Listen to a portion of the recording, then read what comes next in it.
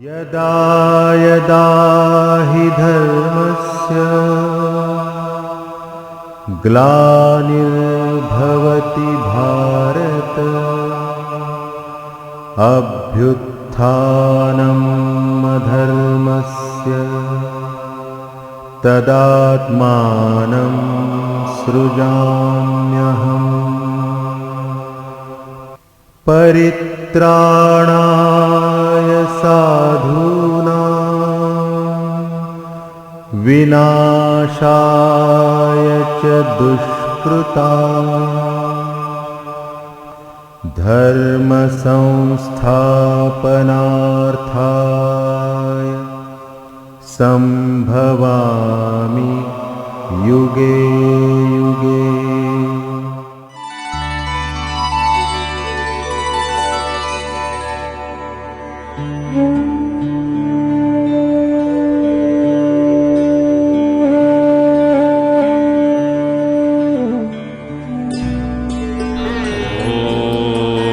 असंभवं संभवकर्तुमुद्यतं प्रचण्डझञ्झावृत्तिरोधसक्षमं युगस्य निर्माणकृते समुद्यतं परं महाकालं नमाम्यहं।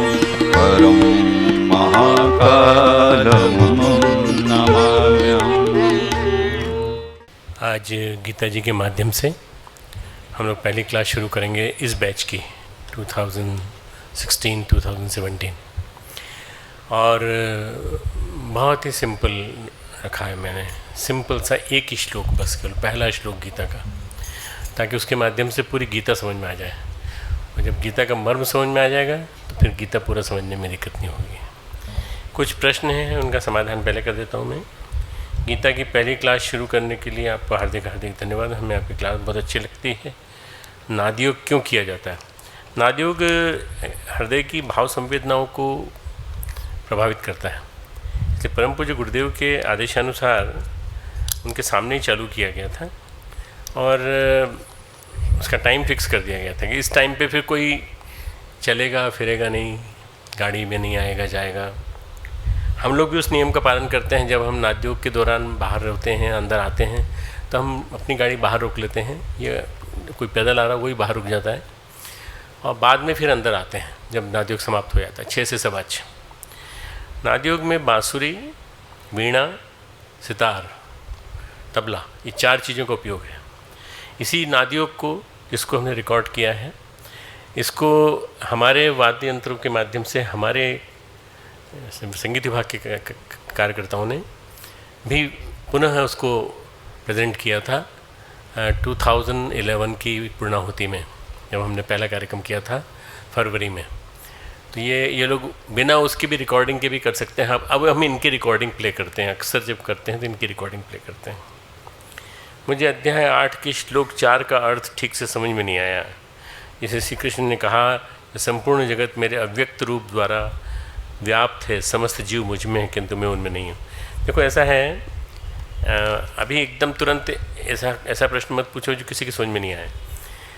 भगवान कहते हैं, मैं किसी के लिए नष्ट नहीं होता, न मैं भक्त प्रणश्यति। भक्त मेरे लिए समाप्त नहीं होता और मैं भक्त के लिए समाप्त नहीं होता, मैं हमेशा रहता हूँ। तो भगवान जो हैं इस संसार में भी हैं। ईशावास्यमिदं सर्वं यत् किंच जगत्याम जगत तेन त्यक्तेन भुंजिता मागृधकस्य स्विद्धनम। ये ईशावास्यमिदं सर्वम, सब जगह भगवान संव्याप्त है। तो व्यक्त रूप में भी है, अव्यक्त रूप में भी है। व्यक्त रूप में मनुष्य के रूप में, जीव जंतुओं के रूप में, वृक्ष वनस्पतियों के रूप में, अव्यक्त रूप में हवा के रूप में महसूस हो रही है, दिखा नहीं सकते उसको। इसी तरह से समस्त जीव मुझ में हैं किंतु मैं उनमें नहीं हूँ। सारे जीव उन्हीं के अंदर से पैदा हुए हैं, वहीं से निकले हैं, परंतु बोले मैं उनमें नहीं हूँ, परंतु चारों तरफ मैं संव्याप्त हूँ। मया तत्मिदं सर्वं जगद व्यक्त मूर्तिना मत्स्थानी सर्वपूचानी न चाहम तेषु अवस्थितम। मैं जब अगले क्रम में गीता में बढ़ूँगा तो इसको फिर और डिटेल में एक्सप्लेन कर दूँगा। यदि कोई व्यक्ति वेशभूषा से व्यक्तित्व का निर्धारण उसकी वेशभूषा से होना चाहिए यदि कोई व्यक्ति वेशभूषा के आधार पर किसी के व्यक्तित्व का निर्धारण करे तो उस व्यक्ति को आध्यात्मिक वैज्ञानिक दृष्टि से किस मानसिकता वाला समझा जाए? अज्ञानी समझा जाए, और क्या है। वेशभूषा से कोई किसी का निर्धारण नहीं होता है। वेशभूषा बहुत अच्छी पहनी और बोलना चालू किया तो पता चला कि आते ही नहीं बोलना, तमीज़ ही नहीं बोलने की। एक व्हाट्सएप में एक जोक आता है कि सब कुछ हो गया तय, फेसबुक पे सब कुछ हो गया, और उसके बाद जब पति पत्नी दोनों मिले, शादी हुई, तो पत्नी ने वो ठेठ वहाँ की भाषा में, मालवी भाषा में बातचीत चालू कर दी। पति जो था वो पंजाब का था, पत्नी वहाँ की थी, और उसने कहा कि कहाँ शादी हो गई, कैसे हो गई। तो वो जो लिख रही थी वो लिखना अलग बात था, और जो फेसबुक पे जो आ रही थी वो अलग बात था, ये एक अलग बात हो गई। इसलिए किसी की वेशभूषा से, किसी के चेहरे से, मोहरे से पता नहीं चलता कि कौन कैसा है, जब तक वो आदमी का पूरा व्यक्तित्व सामने नहीं आएगा। सारा व्यक्तित्व, पर्सनैलिटी आँखों से, कानों से, श्रवण इंद्रियों से, समस्त इंद्रियों से रिफ्लेक्ट होती है, हमारे चिंतन से, हमारी सोच समझ से विकसित होती है, रिफ्लेक्ट होती है। योग प्राणायाम करने के बावजूद भी व्याधियाँ हमारे जीवन में क्यों आती हैं? क्या इससे बचा जा सकता है? हाँ, बचा जा सकता है। हो सकता है कि आप कोई ऐसी चीज़ कर रहे हो जो कि नहीं करना चाहिए, और हो सकता है कि आप जितना कर रहे हो इनसफिशेंट। कहते हैं हम दवा तो ले रहे हैं फिर भी दवा ठीक नहीं कर रही, दवा हो सकता है इनसफिशेंट, या हो सकता है दवा गलत हो। योग प्राणायाम किसके द्वारा प्रिस्क्राइब किया गया है और क्यों प्रिस्क्राइब किया गया है, ये भी ज़रूरी जानना। दूसरी बात यह है कि समस्त व्याधियाँ योग प्राणायाम के द्वारा दूर नहीं हो सकती, कहीं कहीं हमको औषधि भी लेनी पड़ती है, आयुर्वेदिक या एलोपैथिक। तो दोनों चीज़ों का कॉम्बिनेशन साथ साथ काम करेगा। मैं गीता पढ़ती हूँ लेकिन केवल उसे पढ़ ही लेती हूँ, उसे किस तरह से अपने जीवन में उतारूँ, क्या ऐसा हो सकता है? जैसे जैसे तुमको अर्थ समझ में आता जाएगा वैसे वैसे तुमको मर्म समझ में आएगा। एक रेहाना तैयब जी करके थी, मुस्लिम महिला, गांधी जी की शिष्या थी, गांधी जी के पास रह करके लेखन कार्य करती थी। उनको गांधी ने कहा, मुस्लिम थी, उनको कहा कि तुम जो है, पारसी थी, उनको कहा कि तुम गीता पढ़ा करो, गीता पढ़ा करो। तो 10-15 बार पढ़ी, नहीं समझ में आई। उन्होंने कहा देखो जब तक 100 बार नहीं पढ़ लो तब तक मेरे पास मत आना, मुझे बार बार आके सिर दर्द मेरा पैदा मत करना। 100 बार पढ़ लो, 100 बार पढ़ने के बाद बताना तुम्हें क्या फ़र्क पड़ा। जब 100 बार गीता पढ़ ली तो हर बार की गीता ने दूसरी गीता, तीसरी गीता, तीसरी ने चौथी, 15वीं ने 16वीं, 16वीं से 25वीं, 25वीं से 35वीं, धीरे धीरे गीता उनके अंदर तक समाती चली गई। गीता भगवान का गाया हुआ गान है। गीता यानी गान, भगवान का गान। श्रीमद् भगवद गीता भगवान के द्वारा गाई हुई एक ऐसी ऋचा है जिसे वेद व्यास ने कलमबद्ध किया है।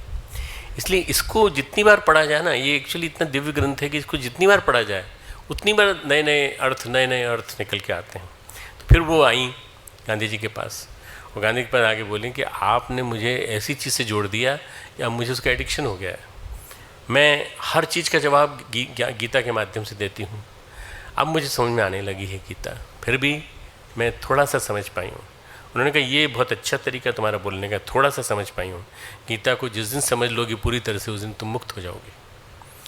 गीता से मुक्ति किस तरह से? अहम भाव से मुक्ति, वासनाओं से मुक्ति, कामनाओं से मुक्ति। अहंता, वासना, तृष्णा, इन चीज़ों से मुक्ति हो जाए तो समझ लेना कि आपके अंदर गीता समा गई। भारत में इतना ज्ञान, विज्ञान, विश्व संस्कृति, सभ्यता, ऋषियों का निरंतर प्रवाह, विद्वानों की विद्वत्ता, आध्यात्मिक शक्तियाँ हैं, फिर भी भारत विदेशों को गुलाम क्यों बनाए?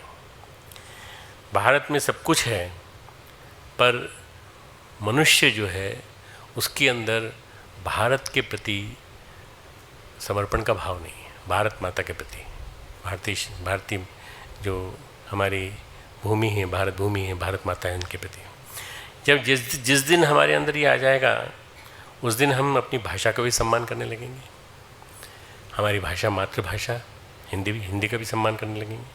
और जिस दिन ये आ जाएगा उस दिन हम सही अर्थों में हर चीज़ का सम्मान करने लगेंगे। एटिकेट्स, शिष्टाचार, कैसे चलना, हमें बाईं तरफ चलना चाहिए, बाईं तरफ चलना चाहिए, ठीक है, बाईं तरफ चलेंगे, ये शिष्टाचार है। हम बीच सड़क पे चलेंगे तो वो शिष्टाचार नहीं है, आप एक्सीडेंट का कारण बनेंगे, आपकी वजह से और भी कई गाड़ियाँ टकरा सकती हैं। ये जो जितनी भी चीज़ें हैं ये इसलिए हुई हैं कि अज्ञान बहुत ज़्यादा है हमारे देश में। इसलिए श्री अरविंद ने लिखा है कि जिस दिन ये सोया हुआ दैत्य जाग जाएगा भारतवर्ष, उस दिन सारा विश्व इसकी छाया में खड़ा होगा। उसमें थोड़ा टाइम लग रहा है, थोड़ा समय लग रहा है, पर हमारे देश में टैलेंट है, हमारे देश में इंटेलिजेंस है, हमारे देश में बहुत सारे विद्वान लोग भी हैं, पर विद्वत्ता से कुछ नहीं होता। जब तक विद्वत्ता के साथ भाव संवेदना नहीं होगी, जब तक आदमी के चिंतन में ये भाव नहीं होगा कि मुझे अपने देश के लिए कुछ करना है, जब इतना करने वाले लोग ढेर सारे हो जाएंगे, थिंक टैंक जगह जगह बन जाएंगे, अच्छे अच्छे काम होने लगेंगे, तो अपने आप परिवर्तन आने लगेगा। अत्यंत विमुख हुए देवे व्यर्थे चले च पौरुषे। जब भाग्य सर्वथा प्रतिकूल हो तो यत्न और पुरुषार्थ दोनों व्यर्थ जाते हैं। अखंड ज्योति, अप्रैल 2016। फिर ऐसा क्यों कहा जाता है भाग्य के भरोसे मत बैठो, पुरुषार्थ करो? भाग्य के भरोसे मत बैठो, वास्तव मत बैठो। पुरुषार्थ करने में कोई कमी मत रखो, पर अगर कहीं फेल हो जाओ तो तुम्हें मान लेना कि कहीं कोई गड़बड़ी है, कहीं तुम्हारा प्रारब्ध आड़े आ रहा है, और जब वो आ रहा है तो भी मेहनत करो। सत्कर्मों के माध्यम से, दिव्य कर्मों के माध्यम से हम अपना पथ स्वयं प्रशस्त कर सकते हैं। मनुष्य अपने भाग्य का निर्माता आप है, मनुष्य अपने भाग्य का निर्माता आप है। Man makes his own destiny. जब आप अपना मन भविष्य खुद बनाते हो तो फिर भविष्य बनाते समय आपकी रास्ते में भविष्य कहाँ से आ जाएगा, भाग्य कहाँ से आ जाएगा? भाग्य नहीं आएगा। हम बचपन से सुनते आए हैं नज़र लगती है, नज़र यानी नेगेटिव एनर्जी। उन जिसके लिए काला टीका या फिर नींबू मिर्ची या काली गुड़िया रखी जाती है, या फिर पानी या मिर्ची से नज़र उतारते हैं, इतने पावरफुल होते हैं जो नेगेटिव एनर्जी रोक सकते हैं। अरे कुछ नहीं है, सब बेकार है, फालतू की चीज़ें। नींबू और ये जितनी चीज़ें बताई गई हैं, क्या क्या बताई गई हैं, काला टीका, नींबू, काली गुड़िया, ये सब रखी जाए, इसके बावजूद भी अगर बुरा होना होगा तो उसी समय ऊपर से छत टूट गिरेगी, तुम्हारे ऊपर ही गिरेगी, अगर बुरा होना होगा तो। इसलिए कभी ये मानना मत कि नज़र किसी की लगती है, किसी की नज़र लगती। फिल्मी गाना सुनो तो उनमें नज़र के बारे में तो कुछ और चीज़ें लिखी, उनसे मिली जो नज़र तो ऐसा हो गया, ऐसा हो गया।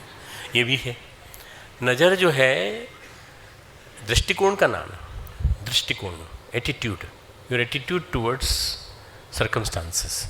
आपके चिंतन में, आपकी एटीट्यूड में परिवर्तन आया कि नहीं? आपका एटीट्यूड क्या है, आपकी नज़र क्या है, आपके दृष्टिकोण क्या है? ऐसा तो नहीं कि यहाँ बैठे हैं अच्छी जगह, भगवान के यहाँ बैठे हैं, भगवान का मंदिर सामने है, मूर्ति सामने, नज़र किसी और के ऊपर है। चोर की नज़र जो है जूतों के ऊपर है, उसकी नज़र जो है फूला हुआ पॉकेट दिख रहा है किसी का, उसके ऊपर है कि जैसे ही थोड़े से हटें तो मैं इनकी पॉकेट काट लूँ। नज़र जो है वो किसी तरह की बुरी या भली नहीं होती। नज़र लगना, नज़र न लगना, ये सारी चीज़ें जितनी भी हैं ये हमारे यहाँ अंधविश्वास है। अंधविश्वास, इस अंधविश्वास से हमको मुक्ति पाना चाहिए। अगर आप बहुत अच्छे हैं, अगर आप बुरा काम नहीं करते, आप किसी का बुरा नहीं चाहते, किसी का बुरा नहीं करते, कोई नज़र आपको कभी नहीं लग सकती। मैं जिस स्थान पे बैठा हूँ, मेरे से वो द्वेष रखने वाले, मेरे से कामना रखने वाले, मेरे से इच्छा रखने वाले बहुत सारे लोग हैं, और ये सब के सब नज़र लगाने की कोशिश करेंगे तो मैं तो काम ही नहीं कर पाऊँगा। अगर सब मेरे पे नज़र लगाने की कोशिश करेंगे तो मैं काम नहीं कर पाऊँगा। नज़र वज़र कुछ नहीं लगती, फालतू की चीज़ें। ये छोटा बच्चा होता है ना तो सुंदर होता है, और सुंदर होने के नाते बहुत अच्छा लगता है प्यार से, तो वो काला टीका लगाए थे यहाँ पे, काला टीका लगाए कि नज़र नहीं लग जाए, और यूँ करके यूँ ऐसे कुछ करते हैं। फालतू की बातें सब, तो दादी अम्मा के ज़माने की बातें पूरी। हम 21st सेंचुरी में वैज्ञानिक युग में जी रहे हैं और इनसे कुछ नहीं होता। नहीं हमारे बच्चे को नज़र लग जाएगी, छोटे बच्चे को। अच्छे बच्चों को, छोटे बच्चों को बड़े लोगों का आशीर्वाद मिलना चाहिए। वो जो भी कहेंगे आशीर्वाद ही कहेंगे, बुरी बात नहीं कहेंगे छोटे बच्चे के बारे में। इसलिए ये मान के चलो कि ये नज़र वज़र वाला जो कंसेप्ट है ना, ये सब अंधविश्वास का स्वरूप है। इस अंधविश्वास से इस वैज्ञानिक युग में हमको मुक्ति पानी चाहिए। 21st सेंचुरी वैज्ञानिक अध्यात्मवाद की सेंचुरी है, इसलिए अध्यात्म के साथ विज्ञान दोनों मिला के चलना चाहिए। आज जो गीत हम कर रहे हैं वो गीत बड़ा सुंदर है। आज जो गीता का विवेचन है उसी के ऊपर है पूरे भजन। एक ही आधार गुरुवर, एक ही विश्वास है, आप हैं अंतःकरण में, आप ही मधुमास है। भगवान को यदि हमने गुरु मान लिया, गुरु को यदि भगवान मान लिया और हमने उन पर विश्वास कर लिया कि आप ही हैं एकमात्र हमारे। देखो, कृष्णम वंदे जगत गुरुम कहा जाता है, कृष्ण को जगत गुरु कहा जाता है। अब चाहे कृष्ण रूप में मान लो, चाहे तुम गायत्री रूप में मान लो, चाहे अम्बा के रूप में मान लो, चाहे तुम किसी भी रूप में मान लो, पर कृष्ण जो है परमात्मा शक्ति के प्रतीक है गीता में। उन्हीं के लिए कहा जा रहा है कि एक ही आधार गुरुवर, एक ही विश्वास है, आप हैं अंतःकरण में, आप ही मधुमास। एक ही आधार गुरुवर, एक ही विश्वास है, एक ही आधार गुरुवर, एक ही विश्वास है। आप हैं अंतःकरण में, आप ही मधुमास है। आप हैं अंतःकरण में, आप ही मधुमास है। आधार गुरुवर, एक ही विश्वास है, एक ही आधार गुरुवर, एक ही विश्वास है। मधुमास जो शब्द आया है यहाँ पे, आप ही मधुमास। मधुमास है ना वसंत, आप ही हमारे जीवन का वसंत है। और जब वसंत जीवन में आ जाएगा तो हमारे जीवन में उत्साह होगा। हर चीज़ वसंत से स्टार्ट होती है। साल की शुरुआत वसंत से होती है, पुष्प वसंत से खिलते हैं।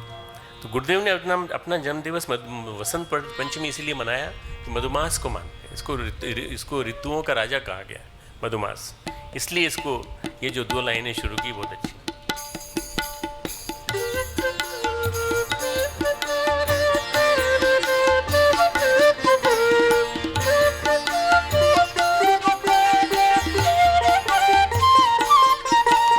दर्द होता जब हृदय में, आप देते सांत्वना। आपका आशीष है उज्जवल भविष्य कामना। दर्द होता जब हृदय में, आप देते सांत्वना। आपका आशीष है उज्जवल भविष्य कामना। आपके संकल्प में मुखरित समय की सांस है। आपके संकल्प में मुखरित समय की सांस है। एक ही आधार गुरुवर, एक ही विश्वास है। एक ही आधार गुरुवर, एक ही विश्वास है।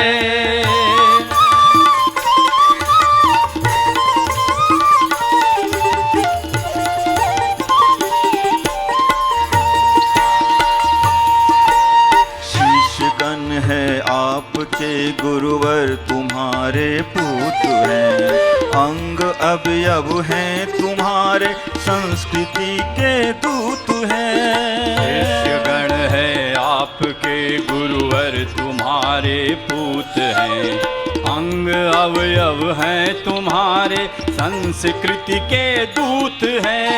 सोच कर हम धन्य हैं गुरुवर हमारे पास है। सोच कर हम धन्य हैं गुरुवर हमारे पास है।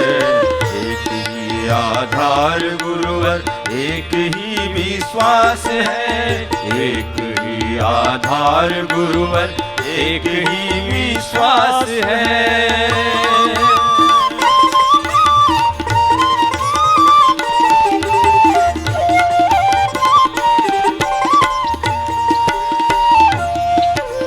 धन्य है वह दीप पावन आपकी वह साधना, लोक मंगल हित गला जो धन्य है आराधना। धन्य है वह दीप पावन आपकी वह साधना, लोक मंगल हित गला जो धन्य है आराधना। तुम बसो मन प्राण में गुरुवर तुम्ही से आस है। तुम बसो मन प्राण में गुरुवर तुम्ही से आस है। एक ही आधार गुरुवर एक ही विश्वास है। आप है अंतःकरण में आप ही मधुमास है।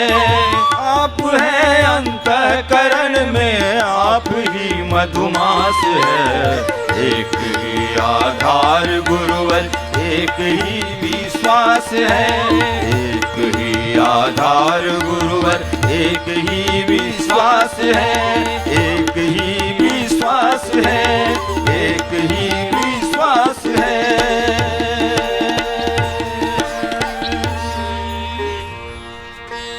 गायत्री मंत्र के साथ शुरुआत करेंगे आज के पहले इसकी कमर सीधी कर लें। ओम भूर्भुवः स्वः तत्सवितुर्वरेण्यं भर्गो देवस्य धीमहि धियो यो नः प्रचोदयात्। ओम गुरुर्ब्रह्मा गुरुर्विष्णु गुरुरेव महेश्वरः गुरुः साक्षात् परब्रह्म तस्मै श्री गुरुवे नमः। अखण्डमण्डलाकारं व्याप्तं येन चराचरं तत्पदं दर्शितं येन तस्मै श्री गुरुवे नमः। मातृवत् लालयित्री च पितृवत् मार्गदर्शिका नमोस्तु गुरुसत्तायै श्रद्धा प्रज्ञायुता च श्रद्धा प्रज्ञायुता।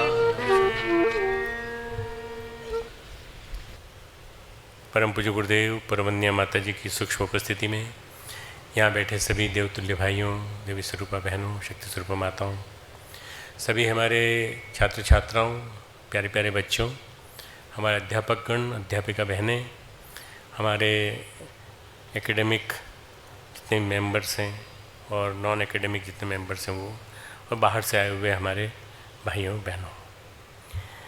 श्रीमद् भगवद गीता एक ऐसा ग्रंथ है जो अपने पहले श्लोक में ही सारी समरी बोल देती है। पूरे 700 श्लोक है श्रीमद् भगवद गीता में, 700 श्लोक है, 700 वर्सेस।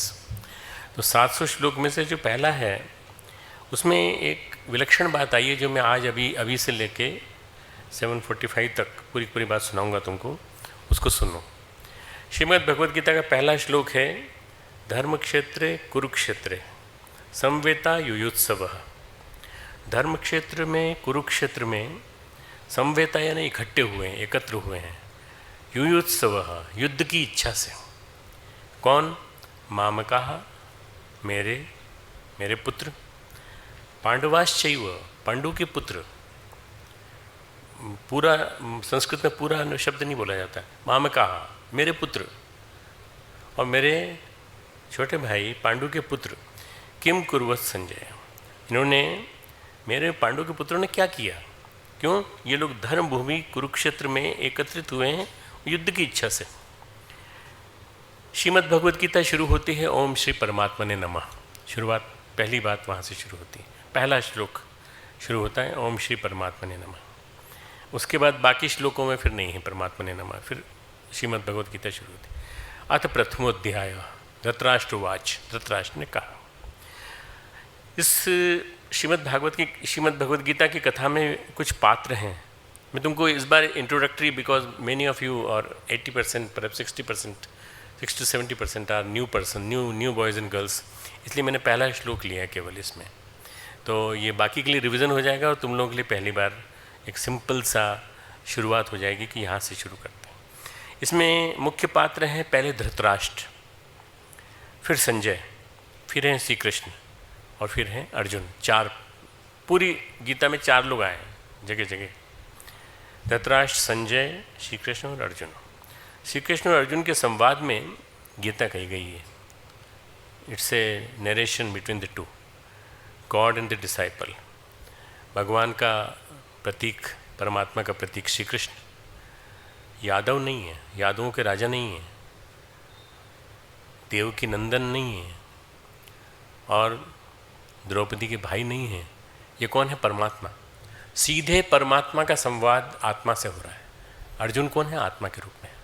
इसलिए ये मान के चलना कि ये गीत जो है, गीता का गीत, ये भगवान का संवाद है जीव के साथ। इसलिए भगवान का संवाद होने के नाते भगवान कई बार कहते हैं मैंने ऐसा किया, मैंने ऐसा किया, मेरी ये विभूति है, मेरा ये है। तो ये इसका मतलब नहीं श्री कृष्ण की। श्री कृष्ण ने इसको परमात्मा भाव में कहा है। बहुत ऊंचे स्थित होकर, बहुत ऊंचाई से स्थित होकर अपनी बात कही है युद्ध क्षेत्र में। कोई और ग्रंथ ऐसा नहीं है जो युद्ध क्षेत्र में लिखा गया हो। कोई भी ग्रंथ, पूरे इतिहास को टटोल लो, भारत का, इटली का, ग्रीस का और कहीं जर्मनी का, कहीं का भी इतिहास टटोल लो, कहीं नहीं मिलेगा आपको कहीं किसी ग्रंथ में लिखा हो कि ये सब ये युद्ध क्षेत्र में कहा गया था। युद्ध क्षेत्र में एक ही ग्रंथ लिखा गया, गीता। हम सब युद्ध में जी रहे हैं, हम लोग सब युद्ध में जी रहे हैं।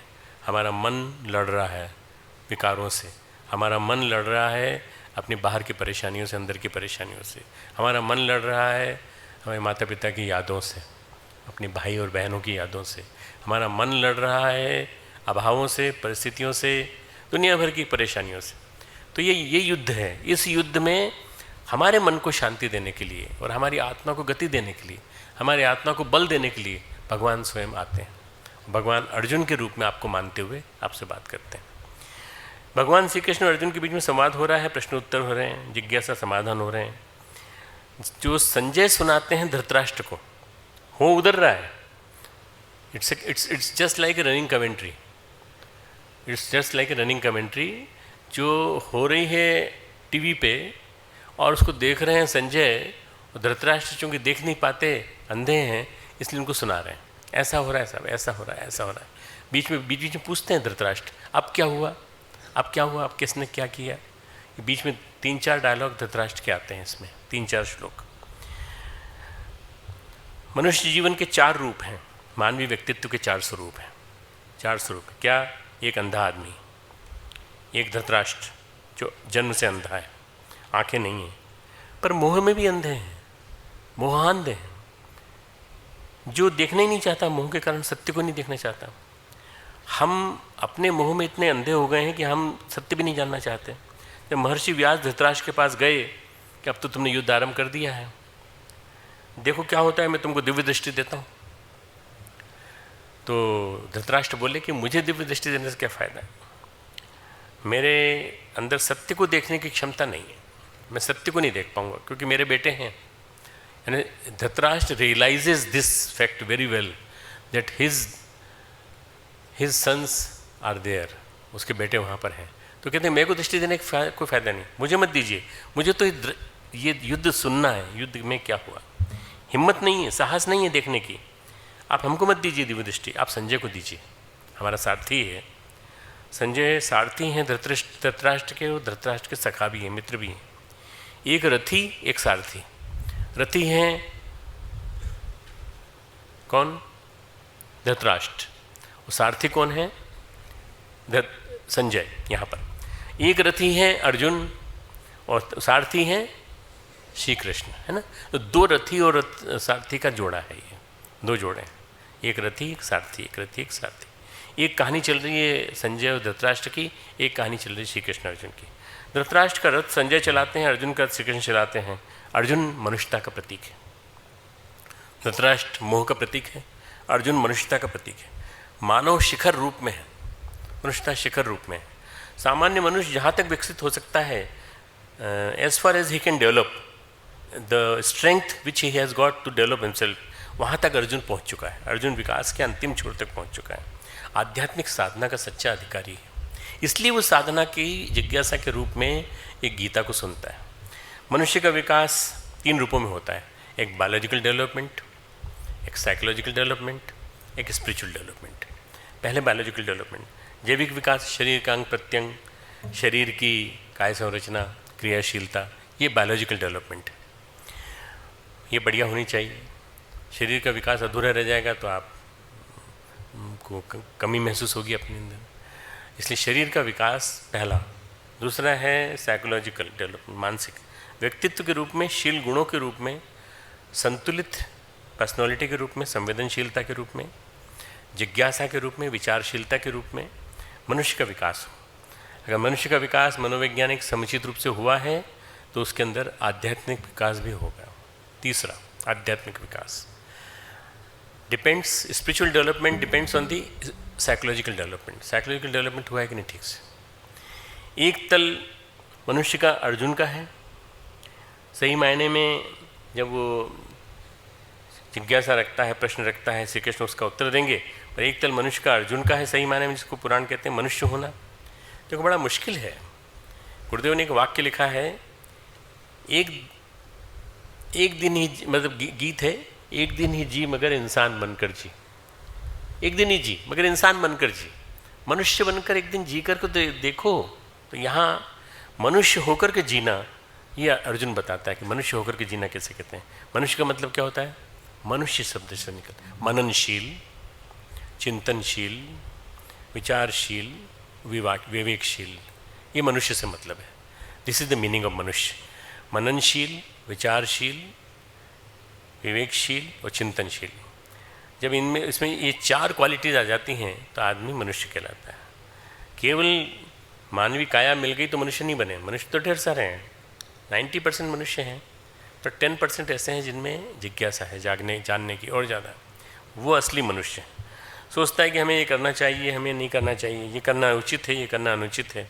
जिसको उचित अनुचित का भाव है, जिसको ये करना ये नहीं करना ये भाव है, वो व्यक्ति सही अर्थों में मनुष्य है। उसका विवेक सक्रिय रहता है। जिसका विवेक सक्रिय हो वो मनुष्य, जिसका विवेक सक्रिय न हो वो सामान्य प्राणी, सामान्य प्राणी, एक नरतनधारी प्राणी। तो इसलिए 5 योनियाँ बताई गई मनुष्य की। एक नर कीटक, एक नर पिशाच, एक नर पामर, एक नर मानव, एक देव मानव। नर कीटक, नर पिशाच, नर पशु, नर मानव, देव मानव, 5 बताई गई। तो ये जो 5वीं है देव मानव, यहाँ तक पहुँचते पहुँचते बहुत विकास करना पड़ता है, अपना सेल्फ डेवलपमेंट बहुत करना पड़ता है। You have to evolve yourself. मनुष्य का मतलब है मननशील, चिंतनशील, विचारशील, विवेकशील। तो विवेक सक्रिय होना चाहिए। धृतराष्ट्र जो है मनुष्य का सबसे निम्न रूप है। मनुष्य तो है, सबसे निम्न रूप है। क्यों? मनुष्यता के नीचे तल पे आ गया है वो। बायोलॉजिकल रूप में वो सही नहीं है, आँखों से नहीं दिखाई पड़ता, दिव्यांग है, पहले अंधा है। लेकिन उससे कहीं ज़्यादा वो साइकोलॉजिकल रूप से अंधा है। क्या है? राजा हैं, राजधर्म का पालन नहीं करते, अपने पुत्र के छल कपट में उनके साथ खड़े हो जाते हैं। जैसा दुर्योधन कहता है वैसा करते हैं। मोह ने उन्हें बांध रखा है, अंधा कर रखा है। शरीर की आंखें जन्म से नहीं हैं, लेकिन मन की आंखें मोह ने बांध रखी हैं। जो कुछ करना है अपने बेटों के लिए करना है। मन की दृष्टि मननशील नहीं है। उनके सहयोगी हैं भीष्म पितामह, कृपाचार्य, द्रोणाचार्य, विदुर, 4 ये सहयोगी हैं जो उनको सही समय पर परामर्श देते रहते हैं। इसमें ये सब विचारशील हैं, प्राणी हैं, विचारशील प्राणी हैं, तपस्वी हैं, ज्ञानी हैं। लेकिन धृतराष्ट्र इनकी सुनते नहीं हैं। वो केवल एक की सुनते हैं, शकुनी की सुनते हैं, दुर्योधन की सुनते हैं, 2 की सुनते हैं बस। उनको लगता है ये दोनों ही मेरे हितैषी हैं। बस यही धृतराष्ट्र की सबसे बड़ी गलती है। मोहांध होकर शकुनी और दुर्योधन की सुनने के बाद वो गलत दिशा में चलते हैं। अगर भीष्म की सुनते, द्रोण की सुनते तो युद्ध न होता।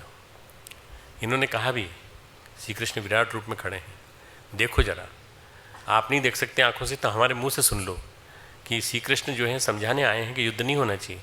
पर इन्होंने नहीं माना, धृतराष्ट्र नहीं माना।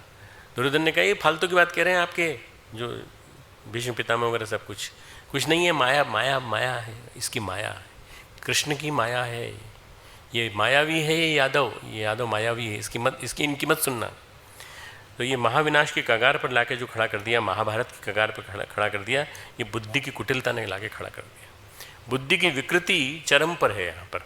बुद्धि की विकृति, बुद्धि की कुटिलता से हम समाधान चाहते हैं तो हमें अपनी बुद्धि को सुधारना पड़ेगा, अपने चिंतन को ठीक करना पड़ेगा। बुद्धि अपने कुचक्र में ये भी भूल जाती है कि जीवन में घटनाएं कर्म के अनुसार घटती हैं, प्रकृति के नियमानुसार घटती हैं। जो कुछ भी हो रहा है प्रकृति के नियमानुसार हो रहा है। मनुष्य जो कर रहा है वो प्रकृति के अधीन कर रहा है। भगवान जो कर रहा है वो प्रकृति के ऊपर कर रहा है।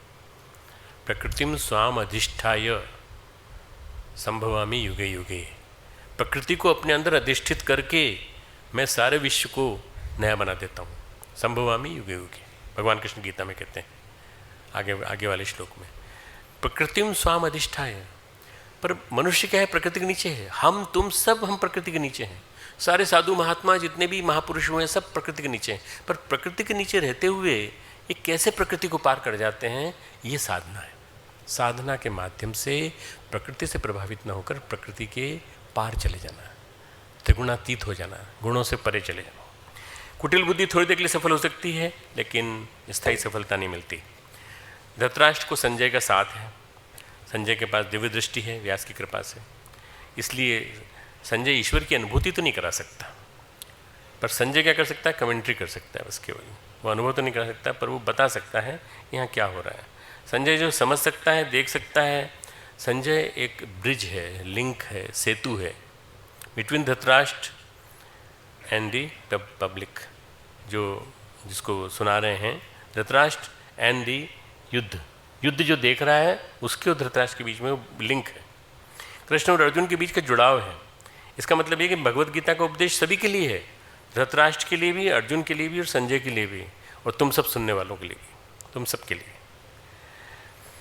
धृतराष्ट्र, संजय और अर्जुन ये 3 तल है। These are 3 levels. धृतराष्ट्र पहला तल सबसे नीचे का, संजय बीच का तल और अर्जुन तीसरा तल। भगवान इस तल से ऊपर है, प्रकृति के ऊपर है। मनुष्य के व्यक्तित्व के 3 रूप हैं।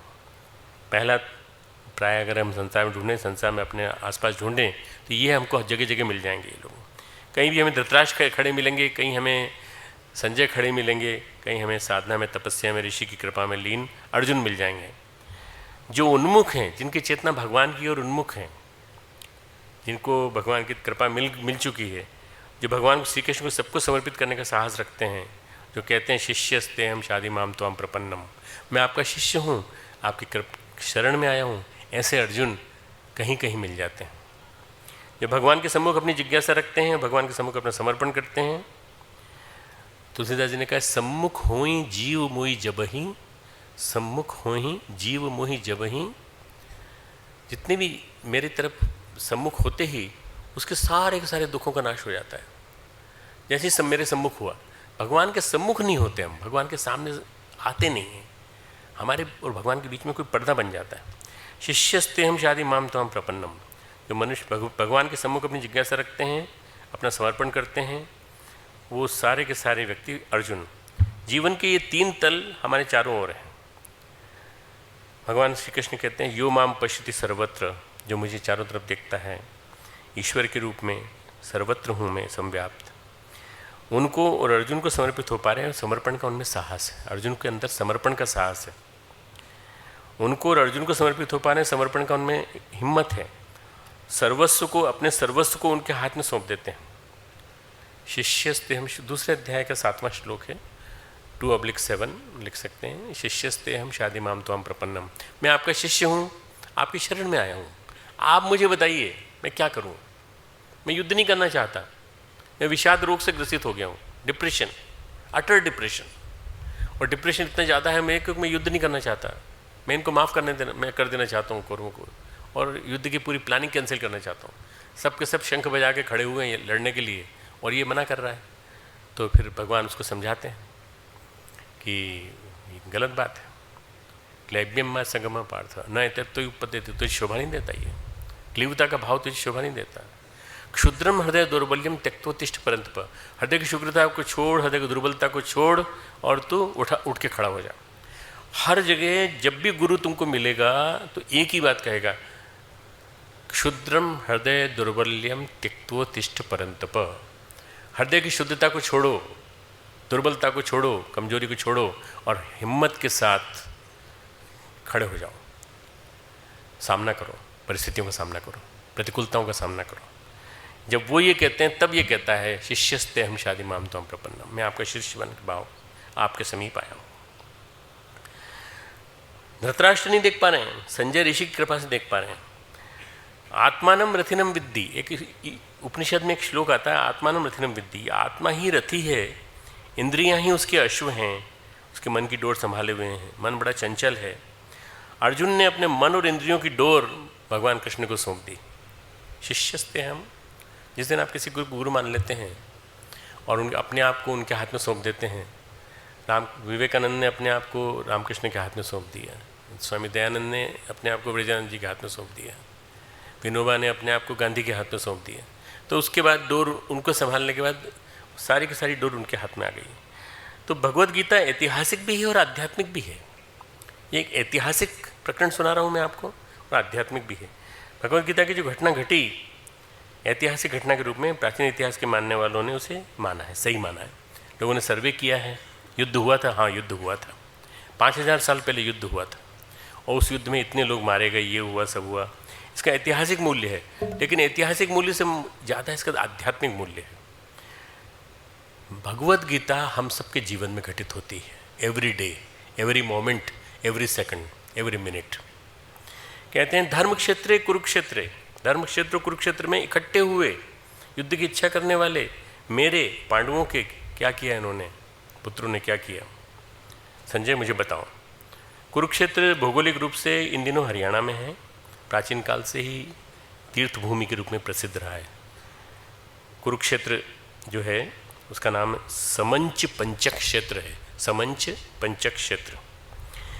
इसको 5 सरोवर हुआ करते थे और भगवान परशुराम ने तपस्या की थी। ये कहा जाता है कि यहाँ दान देने का विशेष महत्व है। जो कुरुक्षेत्र में दान देता है उसको कई गुना होकर के मिलता है। पर उसी दान वाली भूमि में, तीर्थ भूमि में, तपोभूमि में, धर्म भूमि में, ये जो धर्म क्षेत्र कुरुक्षेत्र है ना, ये धर्म भूमि कुरुक्षेत्र, धर्म क्षेत्र, धर्म भूमि, कुरुक्षेत्र, कुरुक्षेत्र जो है, इसका दोनों की व्याख्या मैं अभी करूँगा। वहीं दुर्योधन कहता है मैं सुई की नोक के बराबर जमीन नहीं दूंगा। अर्जुन कहता है हमें सुई की नोक के बराबर, हमें एक गांव दे दो, हम 5 पांडवों को एक एक गांव दे दो। बोले गांव की तो बात छोड़ो, मैं तुमको सुई की नोक के बराबर भी गांव नहीं दूंगा, 5 गांव तो बहुत दूर की बात है। ऐसे दुर्योधन का साथ देने के लिए 11 लाख 11 अक्षोणी सेना इकट्ठा हुई है। धर्मभूमि में रहकर भी उनको धर्म याद नहीं आ रहा है। 7 अक्षोहिणी सेना इधर है, 11 उधर है, फिगर उनके पक्ष में। उनका कर्म धर्म से प्रेरित नहीं है, अहंकार से प्रेरित है। हमारे कर्म किससे प्रेरित है? वासना से, कामना से, अहंकार से। हमारे कर्मों की प्रेरणा का स्रोत क्या है? जब ये हमको समझ में आ जाएगा सब कुछ ठीक हो जाएगा। कर्मों की प्रेरणा का स्रोत हमारा भगवत भक्ति होना चाहिए, परमात्मा के प्रति शरणागति का भाव होना चाहिए। कर्मों की प्रेरणा का स्रोत यदि भगवान के प्रति समर्पण का भाव होगा, भगवान सब संभाल लेंगे। हमारे कर्मों में अगर कोई गलती भी होगी तो उसको भी ठीक कर देंगे। भगवद गीता का जो प्रथम श्लोक है, पहला उपदेश है, पूरे गीता का सार है। अगर एक श्लोक समझ लिया जाए, भगवद गीता को समझना संभव है। धृतराष्ट्र पूछ रहे हैं, मोह में विकल व्याकुल को कुछ दिखाई नहीं देता। गोस्वामी जी उदाहरण देते हैं, मोह सकल व्याधिन कर मूला, मोह सकल व्याधिन कर मूला, तेहि ते उपजहि बहुविध शूला। मोह सकल, सकल यानी समस्त, व्याधिन जितनी परेशानियां हैं, बीमारियां हैं, रोग हैं, संकट हैं, कर मूला, इनके मूल, इनके जड़ में अगर कोई है तो मोह है। मोह, अटैचमेंट, टू मच अटैचमेंट, बहुत ज़्यादा राग, बहुत ज़्यादा राग। इतने नेता हैं, इतने राजाओं का पतन हुआ है, देखो देखो तो अगर तुम तो राजाओं का पतन इसी वजह से हुआ है, मोह की वजह से। मोह सकल व्याधिन कर्म तेहि ते पुनि उपजहि बहु शूला, इनसे ही बहुत सारे कई तरह के तकलीफ़ें पैदा हो। शूला यानी कांटे, इनसे बहुत सारे कांटे पैदा होते हैं, बहुत संकट, बहुत शूल पैदा होते हैं, पैदा पनपते हैं। धृतराष्ट्र मोह के साकार रूप हैं। उदाहरण और भी आता है, भगवान श्री राम के पिता दशरथ थे, उनको भी पुत्र मोह था, राम से बहुत मोह था, राम को बहुत प्यार करते थे। इतना ज़्यादा करते थे कि जब विश्वामित्र ले गए उनको, तब भी उनको बड़ा दुख हुआ। उन्होंने कहा विश्वामित्र जी आप क्यों ले जा रहे हैं, मेरे नाजुक बेटों से आप बड़ा कठिन काम कराएंगे। बोले नहीं, मैं इनको मजबूत बना के लाऊंगा, मैं इनको बला तिबला सिखाऊंगा, मैं इनको राक्षसों से लड़ना सिखाऊंगा।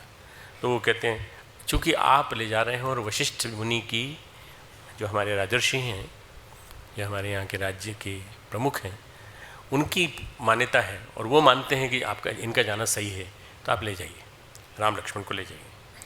ले गए, वहाँ से लौटे तो शादी करके आए, सीता को लेके आए, और जैसे ही आए वैसे कैकेयी ने वरदान मांगा। धर्म के कारण, अपने वचन के कारण अपने प्राण त्याग देना उन्होंने उचित समझा, लेकिन धर्म को नहीं गंवाया, धर्म को गंवाना उचित नहीं समझा। एक चौपाई सुनाता हूँ। राम राम कही राम कही, राम राम कही राम कही, राम राम कही राम, तनु परिहरहि रघुवीर, रघुवर विरह, विरह में तनु यानी शरीर, परिहर यानी छोड़ देना, अपना शरीर छोड़ दिया। राव, राव यानी राजा, गयऊ सुरधाम, स्वर्ग, स्वर्ग लोक को चला गया। क्यों चला गया वो? क्योंकि उसने राम का नाम लिया है। वो भले वो बेटे का नाम था, पर राम राम कहाँ हो, राम कहाँ हो, राम। राम शब्द के बारे में मैं पिछले क्लास में नवरात्रि में बहुत विलक्षण उद्बोधन दे चुका हूँ। मेरे ख्याल से बच्चों को याद होगा। तुमको याद है राम के बारे में? र आ म, राम के बारे में मैं अगली क्लास में बता दूंगा। राम के बारे में थोड़ा संक्षेप में बता दूंगा। राम शब्द जो है बीज मंत्र है, एक प्रकार का बीज मंत्र। राम, केवल राम का उच्चारण ही हमें बहुत कुछ दे सकता है। तो राम राम कही राम कही, राम राम कही राम, तनु परिहरि रघुवर विरह, राव गयऊ सुरधाम। स्वर्ग लोग गए बार बार राम नाम का स्मरण करने से। धृतराष्ट्र भी मोह से विकल हैं, व्याकुल हैं कि मेरा बेटा चला गया वनवास को। मोह के कारण वो धर्म को त्यागना उचित समझते हैं, मोह को त्यागना उचित नहीं समझते। सबके समझाने पर भी वो मोह नहीं त्यागते, धर्म को त्याग देते हैं। कौन? ये हमारे आदरणीय धृतराष्ट्र जी। बड़े विचित्र स्थिति है, धर्म क्षेत्र है, कुरुक्षेत्र है। अगर हम इसे अपने जीवन में देखें, व्यक्तित्व में देखें, तो जो हमारा शरीर है ये धर्म भूमि है। हमारा शरीर जो है धर्म क्षेत्र है। क्षेत्र यानी भूमि, क्षेत्र यानी खेत, क्षेत्र यानी खेत। क्या हमारे गीता में 13वां अध्याय है क्षेत्र क्षेत्रज्ञ अध्याय। इस शरीर को खेत मानो और इस खेत में बीज बोने वाला कौन है? भगवान। तो उसको क्षेत्रज्ञ मानो, वो जानता है इस खेत को। तुम्हारा शरीर खेत के समान है, क्षेत्र के समान। तो ये जो शरीर है धर्म भूमि है, और शरीर के माध्यम से हम संसार में कर्म करते हैं। अगर शरीर नहीं होगा तो कर्म कैसे कर पाओगे? देखो, भूत प्रेत पिशाच जितने भी होते हैं ऐसे योनियाँ मानी जाती हैं, क्योंकि इनके पास शरीर नहीं होता तो कुछ कर नहीं पाते। ये देवता भी हैं तो उनके पास क्या है? देव योनि है, पर शरीर नहीं है मनुष्य का। मनुष्य शरीर धारण करना पड़ता है। अवतार भी ऊपर बैठा हुआ है, और वो अवतार जो है तब अवतरित होता है जब वो मनुष्य शरीर में अवतरित होता है। इसलिए मनुष्य शरीर में अवतरित होना ये बड़ी सौभाग्य की बात है, बड़ा विलक्षण वो है ये सौभाग्य। इसलिए धर्म क्षेत्र कुरुक्षेत्र, हमारा शरीर धर्मभूमि है। शरीर के माध्यम से संसार में कर्म करते हैं। कर्म तभी तक शुभ है, तभी तक पुण्ययुक्त है जब तक धर्मयुक्त है, धर्म से प्रेरित है। अगर धर्म से प्रेरित नहीं है, धर्म से विमुख है, धर्म से विहीन है, तो उस कर्म का कोई महत्व नहीं। इसलिए हमारे शरीर क्षेत्र से धर्म क्षेत्र से धर्मयुक्त कर्म होना चाहिए। धर्मयुक्त, धर्म किसको कहते हैं? धर्म की परिभाषा क्या है? धर्म की परिभाषा, हाँ, हाथ खड़ा करके बोल दो। हाँ, बैठे बैठे बोल दो। धारण करना, ध्री यानी धारण करना। धारणा धर्म इत्याहु धर्मो धार्यति प्रजा, है ना। जो जिसको धारण करने से आप अपनी भी और प्रजा की रक्षा करते हैं, है ना। और यतो अभ्युदय निश्रेयस्य धर्म, जहाँ अभ्युदय हो निश्रेयस हो वहाँ धर्म है। ये धर्म की परिभाषा ही है। धर्म तुम्हारी भाषा में बोल रहा हूँ, सिंपल, कर्तव्य परायणता। धर्म का मतलब है ड्यूटी, कर्तव्य परायणता। धर्म का सिंपल सा मीनिंग कर्तव्य परायणता। ये संस्कृत के इतने शब्द छोड़ दें तो धर्म का मतलब ये है। धर्म क्षेत्र कुरुक्षेत्र, दिशाएं भिन्न भिन्न हैं। मामकाहा, मेरे पुत्र। अब देखो, धृतराष्ट्र को मामकाहा में अपने पुत्र तो याद आ रहे हैं, पर जो पांडु चला गया, मर गया, उसके पुत्र जिनको इन्होंने इतने दिन वनवास में रखा, इतना दंड दिया, इतना प्रताड़ित किया, उनके बारे में नहीं समझ में आ रहा। लालसाओं की दिशा हमेशा एक ही तरफ जाती है। धृतराष्ट्र के 100 पुत्र हैं, एक पुत्र नहीं है। अहंकार के पीछे सब चल देते हैं, सारे के सारी लालसाएं वासनाएं चल देती हैं। सैकड़ों एक तरफ, पांडवाश्च चाहिए, 5 पांडव जिन्होंने कोई कुकर्म नहीं किया, जिन्होंने कोई अधर्म नहीं किया, जिन्होंने किसी के वस्त्र नहीं चुराए, जिन्होंने किसी की साड़ी नहीं खींची, वो पांडव जो हैं वो सेकंड स्टेज पे आते हैं। फर्स्ट स्टेज पे माम कहा, मेरे पुत्रों का क्या हुआ? पंच महाभूत हो सकते हैं ये पांडव जो हैं हमारे पंच प्राण हैं, हमारे पंच महाप्राण हैं, हमारी पंच इंद्रिय हैं। ये पांडव जो शरीर के बारे में बता रहा हूँ, इसी शरीर में, धर्म क्षेत्र में, धर्म भूमि में विधाता ने हमें इनको 5 तत्वों के साथ जन्म दिया है। अगर ये 5 तत्व हमारे वासनाओं के साथ चल देंगे, लालसाओं के साथ चल देंगे, लालच के साथ चल देंगे, तो धर्म मार्ग का परित्याग करना पड़ेगा। अगर धर्म मार्ग पर चलते हैं तो वासनाओं से टकराना पड़ेगा, वासनाओं से उत्पन्न संकट को सहना पड़ेगा। पांडवों के जीवन में बड़े संकट खड़े हुए, मनोकामनाएं वगैरह आगे जो होती हैं किसी भी राज्य परिवार की, वो अभी इनके सामने आई, परंतु वो नहीं पूरी कर पाए। वाणावर्त का संकट हुआ जिसमें उनको जिसमें रुके थे यहीं पर है, ये यहाँ से करीब 70 किलोमीटर दूर चक्राता करके जगह, उसके नीचे ये जगह बनी हुई है लाक्षागृह, वहीं लाक्षागृह है जिसमें जलाया गया था। पांडवों के जीवन में बड़े संकट खड़े हुए, और द्रौपदी के चीरहरण का संकट यहीं पास में ही है, हस्तिनापुर, बिल्कुल बिजनौर के थोड़ा पास में यहीं हस्तिनापुर है। और इसी के आगे इंद्रप्रस्थ है, दिल्ली के पास है। धर्म मार्ग पर जो चलता है, भीम को विष देने का संकट, ये भी सबके सब बड़े बड़े संकट हैं। धर्म मार्ग पर संकट है, धर्म मार्ग पर चलने में संकट है। जो धर्म मार्ग पर चलता है उसे बड़े संकटों का सामना करना पड़ेगा, धर्म मार्ग पर संकटों का सामना करना पड़ेगा। मोहजनित वासनाएं बहुत संकट खड़ा करती हैं। गोस्वामी जी कहते हैं, शिव दधीचि हरिचंद्र नरेशा सहे धर्महित कोटि कलेशा। हरिश्चंद्र, दधीचि, शिवी, इन सब राजाओं ने धर्म के लिए बहुत सारे कष्ट कठिनाइयों को सहन किया, पर धर्म के साथ भगवान खड़े हुए हैं। डरने की कोई ज़रूरत नहीं है, डरने की कोई ज़रूरत नहीं है। भगवान कहते हैं कि कष्ट में मैं तुम्हारे साथ हूँ हमेशा।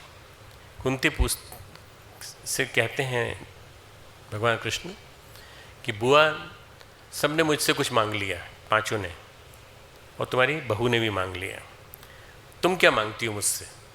तो कुंती बोलती है, हे कृष्ण, तुम हमें दुख देते रहना, कष्ट देते रहना, तुम हमें सुख में मत रखना। क्यों? दुख में तुम याद आते हो तो तुम तुरंत आ जाते हो, दुख में तुम हमें याद आते हो, दुख में हमारे साथ रहते हो। सुख में सुमिरन सब करें, दुख में करे ना कोई। तो स्पष्ट बात है, दुख होंगे तो भगवान याद आएगा, याद रहेगा तो जहाँ धर्म है वहाँ कृष्ण है, और जहाँ कृष्ण है वहाँ विजय है। इसलिए थोड़ा कष्ट सहना पड़ेगा, धर्म पे चलने वालों को थोड़ा कष्ट सहना पड़ता है। यतो धर्म ततो कृष्ण, यतो धर्म ततो कृष्ण, यतो कृष्ण ततो विजय। जहाँ कृष्ण है वहाँ विजय है। इसलिए हमेशा मान के चलिए, कृष्ण का साथ चलना, धर्म के साथ चलना अपने आप में समझदारी का काम है।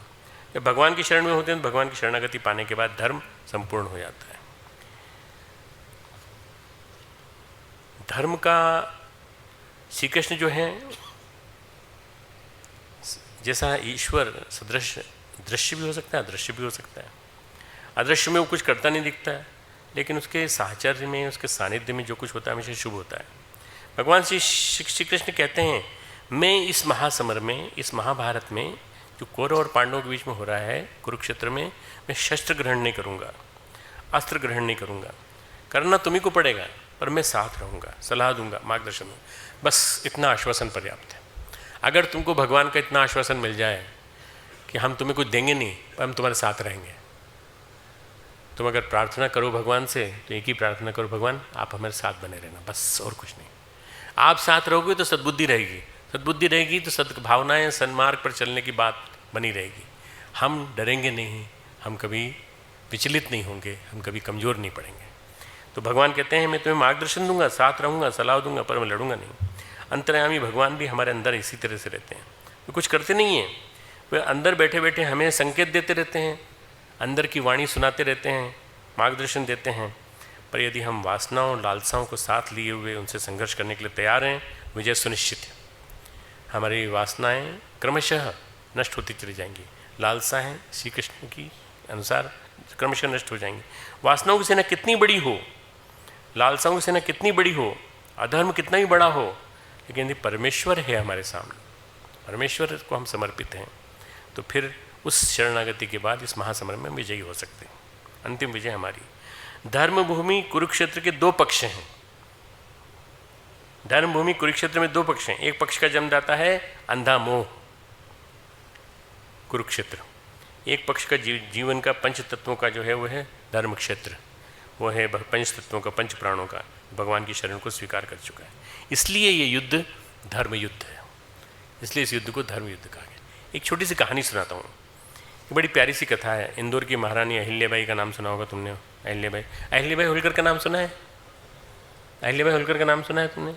ठीक।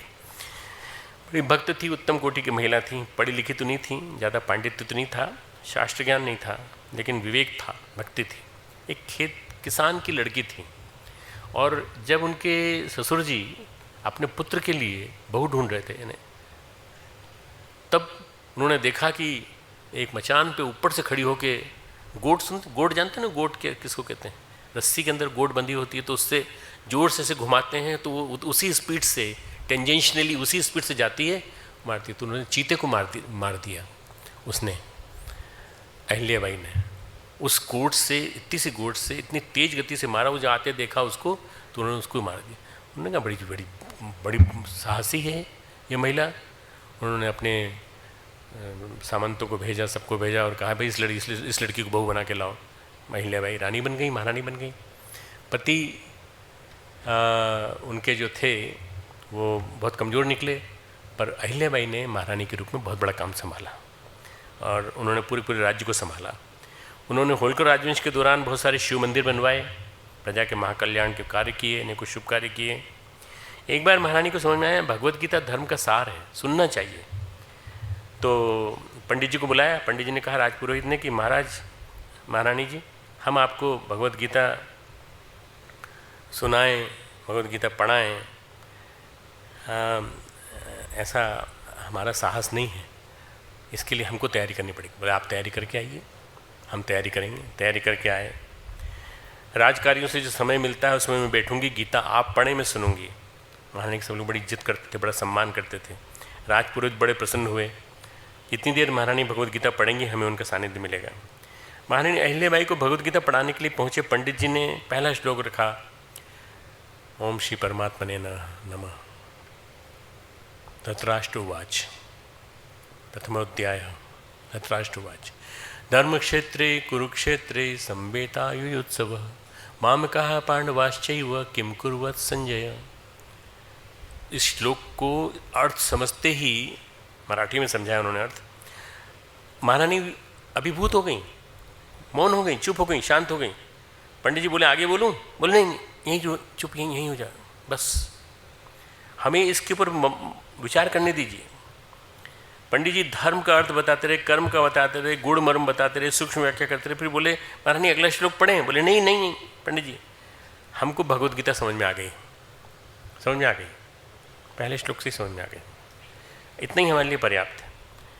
पंडित जी बड़े आश्चर्य में थे कि हमने तो अभी तत्व विवेचन नहीं किया, अभी तो आगे हमने भी बताया नहीं कि अर्जुन ने क्या क्या पूछा है, ज्ञान योग नहीं बताया, भक्ति योग नहीं बताया, कर्म योग नहीं बताया, एक श्लोक में कैसे समझ में आ गई? तो बोली महारानी हम समझ नहीं पाए आपकी बात कि एक श्लोक से आपको भगवत गीता कैसे समझ में आ गई। आप अगर इस तरह समझ गई भगवत गीता तो हमें भी समझाइए। तो उन्होंने कहा हमको बड़ी सरल बात समझ में आई, बहुत सरल, और इतना ही हमारे जीवन भर के लिए पर्याप्त है। बोले क्या? हमको इसके दो शब्दों में लगा सार है। बोले कौन से पंडित, कौन से महारानी जी? बोले धर्म क्षेत्र कुरुक्षेत्र। आपने कहा कुछ और मैंने सुना कुछ। आपने कहा धर्म क्षेत्र कुरुक्षेत्र, और मैंने उसको सुना अपने मन से, जो मैंने अपने मन में विचारा, क्षेत्रे क्षेत्रे धर्मम कुरु। समझ में आया कि नहीं? धर्म क्षेत्रे कुरुक्षेत्रे, क्षेत्रे क्षेत्रे धर्मम कुरु। धर्म इधर ले आएंगे वो, क्षेत्रे क्षेत्रे धर्मम कुरु। हर फील्ड में, जीवन के हर क्षेत्र में धर्म का जीवन जियो, धर्मपरायण जीवन जियो। धर्म क्षेत्र कुरुक्षेत्र का अर्थ समझ में आया कि नहीं? क्षेत्रे क्षेत्रे धर्मम कुरु। बस राजपुरोहित बोले कि महारानी ये तो आपने गजब का अर्थ कर दिया। हमने समझा क्षेत्रे क्षेत्रे धर्मम कुरु, भगवान कहते हैं जिस क्षेत्र में तुम हो वहाँ धर्म करो। तुम अगर पढ़ रहे हो, पढ़ाई कर रहे हो, स्टूडेंट हो, धर्म करो। धर्म मतलब अपनी ड्यूटी पे जियो, ड्यूटी पे रहो, अच्छे कर्म करो, सत्कर्म करो। पढ़ाते हो तो अच्छी तरह से पढ़ाओ, मेहनत करो, ईमानदारी से पढ़ाओ। जिस क्षेत्र में काम कर रहे हो अच्छे, बहुत अच्छे वो हो पैसे के धनी हो, मालिक हो तो मालिक का धर्म निभाओ, राजा हो तो राजा का धर्म निभाओ। बस ये हमको क्षेत्रे धर्मम कुरु। भगवान कहते हैं जिस क्षेत्र में तुम हो वहाँ धर्म करो। बस अधर्म करोगे तो भगवद गीता का ज्ञान तुम्हारे लिए नहीं है। भगवद गीता का ज्ञान किसके लिए है? क्षेत्रे धर्मम कुरु। अधर्म करोगे तो भगवान तुम्हारे लिए नहीं। किसी का कुरुक्षेत्र नहीं है, कहीं है, किसी का कुरुक्षेत्र कहीं है। कोई शिक्षक है, कोई विद्यार्थी है, कोई व्यापारी है, कोई नौकरी पेशा है, कोई गृहिणी है, घर का काम करती है, उसके लिए उसके पति का आना और खाना मांगना, बच्चों का चिल्लाना, बच्चों का रोना, यही कुरुक्षेत्र है उसका। वो कुरुक्षेत्र वहाँ मस्ता रहता है। उसमें धर्म करना मतलब धर्म के माध्यम से ड्यूटी करना, ये असली काम है। जो जीवन के जितने भी रूप हैं सबका अपना अपना कुरुक्षेत्र है। जीवन में सबका अपना अपना कर्म क्षेत्र है। कर्म क्षेत्र तो है, लेकिन प्रकृति ने, नियति ने कुरुक्षेत्र तो दिया, कर्म क्षेत्र तो दिया, लेकिन धर्म क्षेत्र हमने उसको बनने नहीं दिया। हमको उस कर्म क्षेत्र को, कुरुक्षेत्र को धर्म क्षेत्र बनाना है। कर्म क्षेत्र को, कुरुक्षेत्र को धर्म क्षेत्र बनाना है। तो महारानी ने कहा हमको बात बड़ी गहराई समझ में आ गई। बात समझने की, बात समझदारी की। भगवान ने सारा युद्ध रचा है धर्म की स्थापना के लिए। धर्म संस्थापनार्थाय संभवामि युगे युगे। अपने अवतार का उद्देश्य भी यही बताया है। तो इसका मतलब ये है कि महारानी अहिल्याबाई की प्रज्ञा, अंतः प्रज्ञा ने जो सोचा वो बिल्कुल सही सोचा। जब धर्म लुप्त होने लगता है, धर्म विस्मृत होने लगता है, धर्म क्षीण होने लगता है, तब जीवन का, प्रकृति का सहचारी, सहभागी, सहयोगी जो सबसे बड़ी चीज़ है वो है धर्म। धर्मपरायण जब हो जाता है व्यक्ति तो फिर वो कुछ खोता नहीं, बेईमानी के रास्ते पे नहीं जाता, जेल नहीं होती, अपराध नहीं करता, बलात्कार नहीं करता, पागलपन की जैसे काम नहीं करता, राजनीति में नहीं कूदता अनावश्यक रूप से। वो फिर काम करता भगवान के बताए हुए सबके सब। धर्म के लक्षण पुराणों में बताए गए हैं। धर्म के द्वारा किस तरह से हम जीवन को, व्यक्तित्व को व्यापक बना सकते हैं, किस तरह से उदार हो सकते हैं, किस तरह से हम संवेदनशील हो सकते हैं, किस तरह से हम सहिष्णु हो सकते हैं। मैं यहाँ इसलिए नहीं बता रहा हूँ कि धर्म के बारे में आगे चल के और डिटेल में बताऊँगा। अहंकार और स्वार्थ जितना घनीभूत होगा उतना हम धर्म के विपरीत चले जाएंगे। ये समझने की बात है। अहंकार और स्वार्थ, मैं, मेरा और मेरा, बस, और मेरा किसी के अलावा नहीं, किसी का नहीं, ये अहंकार है। और स्वार्थ, केवल मेरे लिए बस और किसी के लिए नहीं, ये प्रकृति के विपरीत है, धर्म के विपरीत है।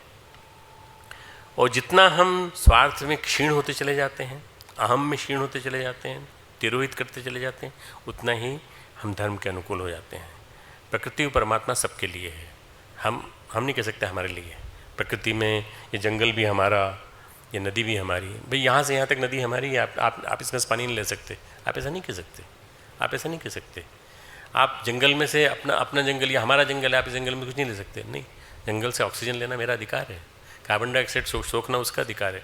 इसलिए कोई भी अगर कहता है प्रकृति और परमात्मा पर मेरा अधिकार है, नहीं, किसी का अधिकार नहीं, सबका अधिकार है। जीवन सभी के लिए है, ऐसा नहीं कि एक के लिए है। प्रत्येक जीव को जीवन मिला है, उसको जीने का अधिकार भी है। हम जब किसी का जीवन छीनते हैं, किसी का अधिकार छीनते हैं, तो धर्म के विमुख होते हैं। छीनना यानी विमुख होने जाना, और देना और उदार हो जाना, सहिष्णु हो जाना यानी साथ चलना, धर्म के साथ चलना।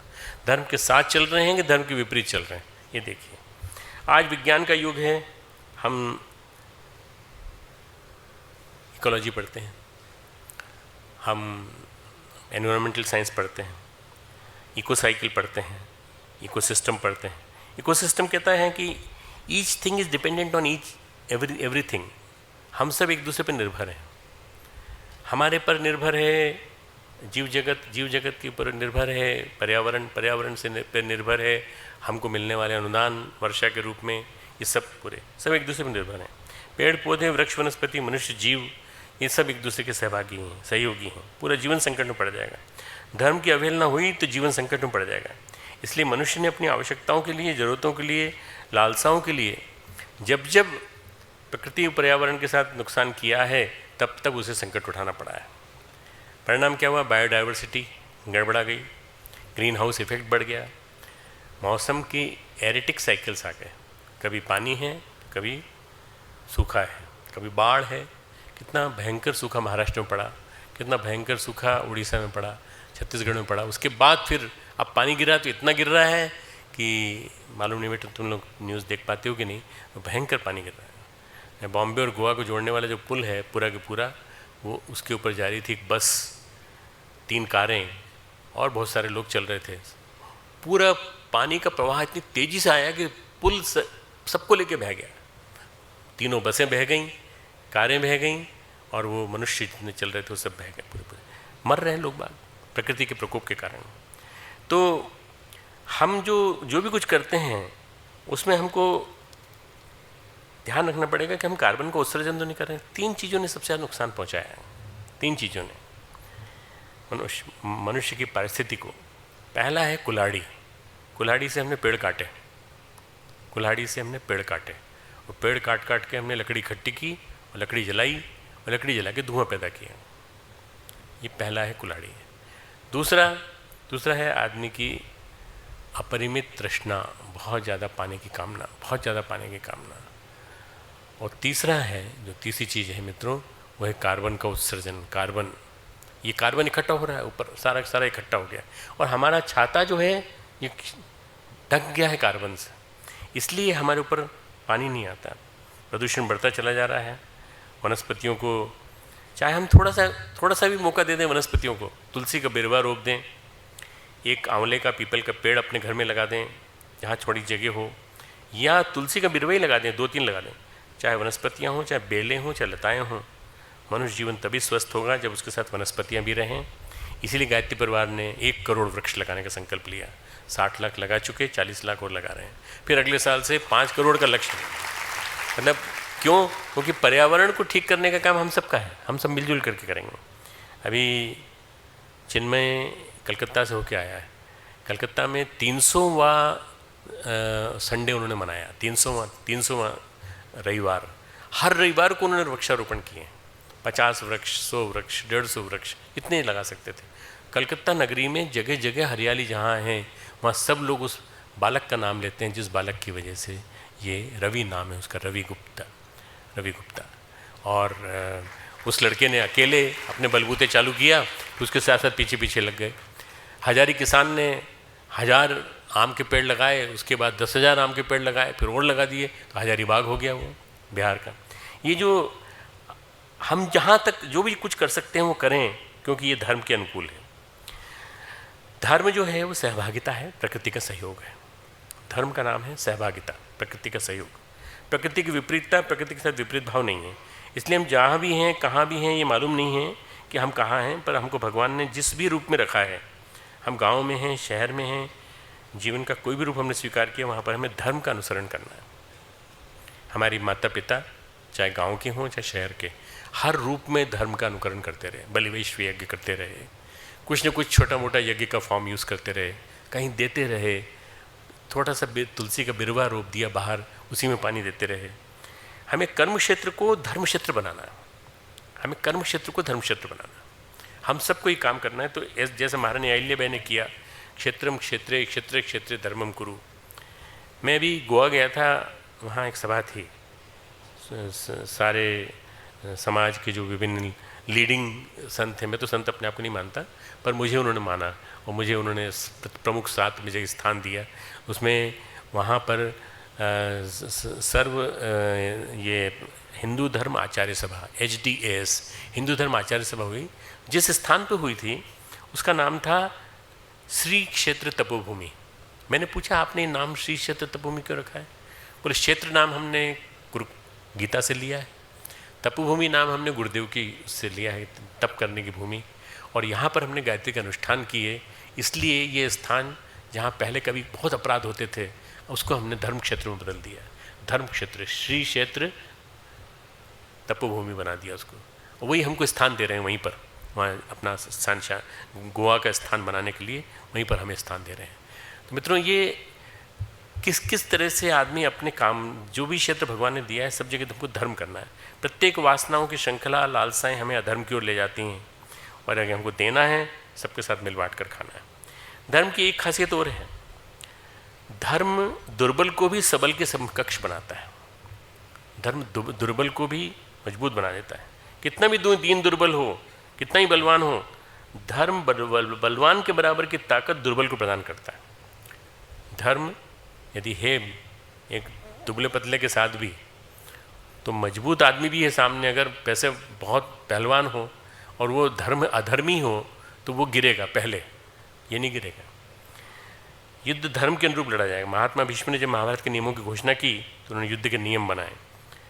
युद्ध के नियम होंगे, महारथी के साथ महारथी लड़ेगा, रथी के साथ रथी लड़ेगा। ये डेजिग्नेशंस हैं अलग अलग, जैसे होता है ना colonel, lieutenant colonel, general, lieutenant general, brigadier. तो उन्होंने कहा रथी के साथ रथी लड़ेगा, महारथी के साथ महारथी लड़ेगा, अश्वारोही के साथ अश्वारोही लड़ेगा, पदाति सैनिक के साथ पद सैनिक लड़ेगा, निहत्थे पे कोई वार नहीं करेगा। ये भीष्म के बनाए हुए नियम है। इस नियम के अनुसार महाभारत लड़ा गया।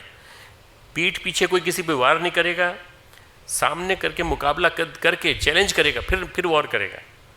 निहत्थे पे कोई वार नहीं करेगा, समानता रहेगी, बल की समानता, संघर्ष की समानता, सबको समान अधिकार मिलेंगे। धर्म सबको समान अधिकार देता है। धर्म उसको कहते हैं जहाँ सबको समान अधिकार मिलते हैं। धर्म उसको नहीं कहते जहाँ फालतू का पाखंड होता है और फालतू के प्रपंच होते हैं और तरह तरह के कर्मकांड होते हैं अनावश्यक, जिनकी कोई ज़रूरत नहीं है। धर्म कहते हैं जो सबको जीवन जीने का अधिकार देता है। किसी के पास कितने दिव्यास्त्र क्यों न हो, किसी के पास कितनी शक्ति क्यों न हो, यदि धर्म को मानता है तो वो निर्बल पर नहीं करेगा। उन्होंने नियम बनाया, निर्बल पर नहीं करेगा। ये धर्म की विशेषता है कि बलवान के बराबर का बल दुर्बल को भी दे देता है, कितना भी दुर्बल क्यों न हो। धर्म क्षेत्रे कुरुक्षेत्र, महाभारत में एक प्रसंग आता है, उसकी बात करके फिर अपनी बात समाप्त कर दूंगा। भगवान श्री कृष्ण के कहने से धर्मराज युधिष्ठिर भीष्म पितामह के पास गए राजधर्म का उपदेश लेने। युद्ध के बाद पितामह, आपने सोचा था धर्म की स्थापना हो, आपने सोचा था कि धर्म का राज्य होना चाहिए, आप हमें बताइए कि राजधर्म क्या है। भीष्म पितामह बड़े ज्ञानी थे, शरशैया पे पड़े थे, 100 से ज़्यादा स्थानों पर उनके बाण लगे हुए थे और उनसे खून रिस रहा था उनका। उन्होंने, भीष्म पितामह ने परशुराम से युद्ध की शिक्षा पाई थी और देवगुरु बृहस्पति से नीति की शिक्षा पाई थी। बड़ा जीवन का अनुभव था। उन्होंने कहा, युधिष्ठिर मैं तुम्हें एक प्रमाण देता हूँ, एक पैमाना देता हूँ, तुम्हारे मूल्यांकन का एक आधार देता हूँ, कैसा राज्य होना चाहिए, तुमको कैसा राज्य स्थापित करना चाहिए। धर्म राज्य कैसा होगा? धर्म राज्य ऐसा होगा जिसमें सुंदर स्त्रियाँ, अति सुंदर स्त्रियाँ, अर्धरात्रि काल में भी आभूषणों के गहने पहने हुए बिना किसी भय के गुजर सकें और उनके ऊपर किसी प्रकार का आक्रमण न हो। ऐसा राज्य तुमको बनाना। सुंदर से सुंदर स्त्री हो, कोई उनके ऊपर आंखें न दृष्टि न डाले, कोई आभूषण पे भी दृष्टि न डाले, सुंदर से सुंदर स्त्री पे भी दृष्टि न डाले। ऐसा जिसमें हो, ऐसा हो, भय न हो, बालक निर्बाध गुजर सकते हो, निर्भीक गुजर सकते हो, समझ जाना वहाँ धर्म है। भय होगा तो धर्म नहीं होगा। देखो आज का राज्य जो है ना, वो भय के माध्यम से राज्य चलाता है, भय से नहीं चलेगा, धर्म नहीं होगा। भय होगा तो तुम अपने राज्य में भय मत लाना, तुम निर्भीक रहना, बनाने की कोशिश करना, जहाँ किसी को अपने शोषण की आशंका न हो। अगर अंतर मन पवित्र होगा तो ऐसी घटना नहीं घटेगी। अंतर मन में शुचिता होगी, पवित्रता होगी, तो एकता समता बाहर दिखाई देगी। चोरी छिपे कहीं न कहीं किसी न किसी रूप में वासनाएं, लालसाएं आएंगी, अधर्म करेंगी, पर एक समय प्रकृति उनका ही विनाश करेगी। इसलिए ध्यान रखना कि तुम किसी भी रूप में अधर्म मत आने देना और किसी भी रूप में भय मत आने देना। मेरे विवेकानंद ने एक बात कही है, माँ भय माँ भय, भय मत करो, भय मत करो, भय मत करो। भय यानी भय, भय, माँ भय, माँ यानी नहीं, भय मत करो। बंगाली में है माँ भय माँ भय माँ भय, भय मत करो, भय मत करो। भय से बड़ा पापी, भय से बड़ा तुम्हारा दुष्ट कोई नहीं है, भय से बड़ा विनाशकारी तुम्हारा कोई नहीं है। डर जो है ना, मालूम नहीं इस पेड़ के नीचे से निकले कहीं भूत पकड़ लेगा, तो मालूम नहीं झाड़ियों में से निकल रहे हैं, रास्ता यही है, कह रहे हैं यही रास्ता है, कहीं चुन्नी फंस गई तुम्हारी या तुम्हारी इनकी धोती फंस गई किसी में, तो ये कहेंगे भूत आ गया, भूत पकड़ ले।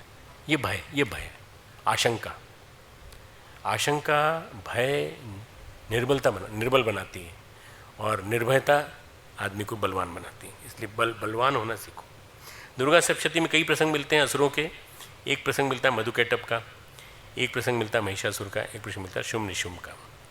और ये सब के सब जो हैं अपने सुख के लिए, आधिपत्य के लिए, छीनने के लिए तत्पर हो जाते हैं। ब्रह्मा जी के ऊपर भी आक्रमण कर देते हैं और भगवान के ऊपर भी आक्रमण कर देते हैं और भगवती के ऊपर भी आक्रमण कर देते हैं, जगदम्बा के ऊपर। पर जो छीनने के लिए तत्पर है वो असुर है। आज साम्राज्य असुरों का है, छीनने के लिए तत्पर है। चाहे सामने वाले की इज्जत हो, चाहे पैसे हो, चाहे कुछ भी हो, ये असुरों का साम्राज्य है। आज असुरता की बहुलता है। अनियंत्रित वासना, अनियंत्रित लालसा जीवन को असुरता में बदल देती है। धर्म कहता है हमें उतना ही लेना चाहिए जितना जीवन के लिए अनिवार्य है। हमें उतना ही लेना चाहिए जितना जीवन के लिए अनिवार्य है, जितना जीवन को पोषण देने के लिए चाहिए, बस उससे ज़्यादा नहीं। ब्राह्मण की परिभाषा भी यही है, ब्राह्मण उतना ही लेता है जितना उसके लिए जरूरी है, बस इससे ज़्यादा नहीं। बाकी सब पर प्रकृति का अधिकार है। धृतराष्ट्र महाभारत के प्रारंभ में चिंतित हैं, किम कुरुवत, क्या हुआ, कुरुक्षेत्र में क्या होने वाला है। संख्या बल और गणित सामर्थ्य तो हमारे पक्ष में है, दुर्योधन को जीतना चाहिए। उसके पास भीष्म का बल है, द्रोण का बल है, कर्ण का बल है, कृपाचार्य का बल है, अश्वत्थामा का बल है। दुर्योधन ने शकुनी की सहायता से सारी व्यवस्था जुटा ली होगी। विजय की व्यवस्था छल से, पट से, कुटिलता से, यहाँ तक कि पांडु की पत्नी माद्री के भाई मद्र नरेश, शाल्य, उनके माध्यम से भी अपने वश में कर लिया होगा। तो ये सारी व्यवस्था है, ये आउट ऑफ द कंटेक्स्ट चर्चा चल रही दोनों के बीच में, संजय और धृतराष्ट्र में, कि अपनी तरफ से सारी व्यवस्था है, अपने पास जो है सब कुछ है। लेकिन वहाँ अगर कुछ नहीं है, खुद धृतराष्ट्र कहते हैं, वहाँ अगर कुछ सब कुछ है, वहाँ पर बल है, सब कुछ है, वहाँ अगर कुछ नहीं है तो श्री कृष्ण नहीं। वहाँ कुछ नहीं है तो श्री कृष्ण नहीं है। और पांडवों के पास कुछ भी नहीं है, पर अगर कुछ है तो श्री कृष्ण है। और जहाँ श्री कृष्ण है वहाँ विजय है। श्री कृष्ण वहाँ मौजूद है। जहाँ भगवान का मार्गदर्शन है और भगवान उपस्थित हैं, दूसरा पक्ष है जहाँ सब कुछ है, सारे साधन हैं, सारे संसाधन हैं, लेकिन ईश्वर, हमारे कार्य में ईश्वर अनुपस्थित है कि ईश्वर उपस्थित है, हमें खुद सोचना पड़ेगा। जिस दिन हमारे चिंतन में यह आ जाएगा कि हम जो काम कर रहे हैं इसमें ईश्वर नहीं है, ईश्वरीय कार्य नहीं है, तो उस दिन सोचना चाहिए 2 बार, 3 बार, 4 बार, फिर काम को करना चाहिए। ईश्वर जिस दिन आपको लगे कि हमारे कार्य में है, तो फिर आपको काम करने में पीछे नहीं हटना चाहिए, आगे बढ़ते रहना चाहिए। ठीक है, आरती करेंगे, चलो आ जाओ। ओम यम ब्रह्म वेदांत विदो वदन्ते परं प्रधानं पुरुषं तथान्ये विश्वोद्गते कारणमीश्वरं वा तस्मै नमो विघ्नविनाशनाय। ॐ यं ब्रह्मा वरुणेन्द्ररुद्रमरुतः शृण्वन्ति दिव्यैस्तवैः वेदैः साङ्गपदक्रमोपनिषदैर्गायन्ति यं सामगा ध्यानावस्थितजगतेन मनसा पश्यन्ति यं योगिनो यस्यान्तं न विदुः सुरासुरगणा। देवाय तस्मै नमः, देवाय तस्मै नमः। ओम जय भगवद गीते, जय जय भगवद गीते। हरि कमल विहारी, हरि कमल विहारिणी सुंदर सुपुनीते। ओम जय भगवद गीते। धर्म सुमर्म प्रकाशिनी कामा शक्ति हरा, कामा शक्ति हरा। तत्व ज्ञान विकासिनी, तत्व ज्ञान विकासिनी विद्या ब्रह्म परा। ओम जय भगवद गीते। निश्चल भक्ति विधायिनी निर्मल मलहारी, निर्मल मलहारी। शरण रहस्य प्रदायिनी, शरण रहस्य प्रदायिनी सब विधि सुखकारी। ओम जय भगवद गीते। राग द्वेष विदारिणी कारिणी मोद सदा, कारिणी मोद सदा, भव भय हारिणी तारिणी, भव भय हारिणी तारिणी, परमानंद प्रदा। ओम जय भगवद गीते। आसुर भाव विनाशिनी, नाशिनी तम रजनी, नासिनी तम रजनी, दैवी सद्गुणदायिनी, देवी सद्गुणदायिनी, हरि रसिका सजनी। ओम जय भगवद गीते। समता त्याग सिखावनी, हरि मुख की वाणी, हरि मुख की वाणी, सकल शास्त्र की स्वामिनी, सकल शास्त्र की स्वामिनी, श्रुतियों की रानी। ओम जय भगवद गीते। दया सुधा बरसावनी, मातु कृपा कीजे, मातु कृपा कीजे, हरि पद प्रेम दान कर, हरि पद प्रेम दान कर, अपनों कर लीजे। ओम जय भगवद गीते। जय भगवत गीते, जय जय भगवत गीते। हरि कमल विहारिणी, हरि कमल विहारिणी, सुंदर सुपुनीते। ओम जय भगवत गीते, ओम जय भगवत गीते, जय जय भगवद गीते। ओम जय भगवत गीते, जय जय भगवत गीते। हरि कमल विहारिणी, हरि कमल विहारिणी, सुंदर सुपुनीते। ओम जय भगवत गीते, ओम जय भगवद गीते। जय जय भगवद गीते, जय जय भगवद गीते। दोनों हाथ ऊपर कर लें और आरती लेने का भाव करें। आरती आपको दिखाई जा रही है।